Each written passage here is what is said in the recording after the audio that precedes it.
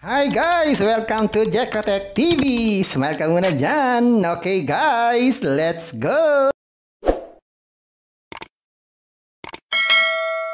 Hello guys! Welcome back again to my channel. Hello guys, may lalabas-labas lang na application na ating susuriin. Ang pangalan naman nito ay Wear Up. Ito ay merong free 100 pag tayo nag-sign up. So samahan nyo guys, ating suriin itong application na to. Pero bago yan, baka naman di ko pa kayo friends sa YouTube. Please click the subscribe button and also the bell button para naman ma-notify ko kayo kung meron akong bagong video. And also share and like sa mga mahilig kumita ng free online. At sa mga nandyan na gusto lang magsuri, pwede rin mag-register, magsuri. Maganda nga yan, marami nagsusuri sa sari-saring application na lumalabas sa ating internet world. Again, dito commercial at hindi to promotion para sa Wear Up. Sadya lang sinusuri natin sari-saring application na lumalabas minuto sa ating internet world. Kaya, let's go na! So once na-click nyo yung link, ito yung makikita nyo. So click natin itong sign up. Lagay tayo ng ating mga information dito, mobile number at itong CAPTCHA, password. Sabihin na natin. Yan, click natin itong sign up. Yan, automatic guys, nagkaroon tayo ng 100 na balanse. 100 pesos. So check natin, ang minimum withdrawal dito ay 150. So hindi pa pwedeng withdrawin yung 100 pesos. Ang processing time daw ay 724. So ibig sabihin, anytime pwede tayong mag-withdraw basta meron tayo 150 pesos.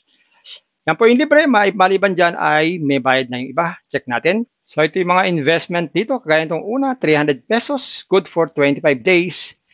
33 daw ang daily niyan. Ang susunod dyan ay 500, ganun din, 25 days, 55 naman po ang daily. Susunod dyan ay 800 na, 88 naman po ang daily. Sunod ay 1.5 na, 165 naman ang daily. So ibig sabihin, pag 1.5, everyday tayo makakapag-withdraw in 25 days. Gagawin lang, click lang tong subscribe. Tapos mamili ng method, pwede pala dito ang GCash at saka PayMaya. Pag GCash, click lang, tapos subscribe. Tapos lagay ang ating GCash number.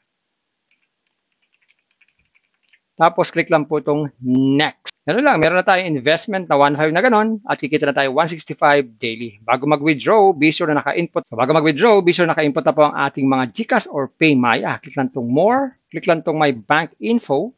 Lagay po ang holder's name at saka yung channel. Channel, pili lang po tayo GCash. So GCash lang pala ang pwede rito. Wala nang iba.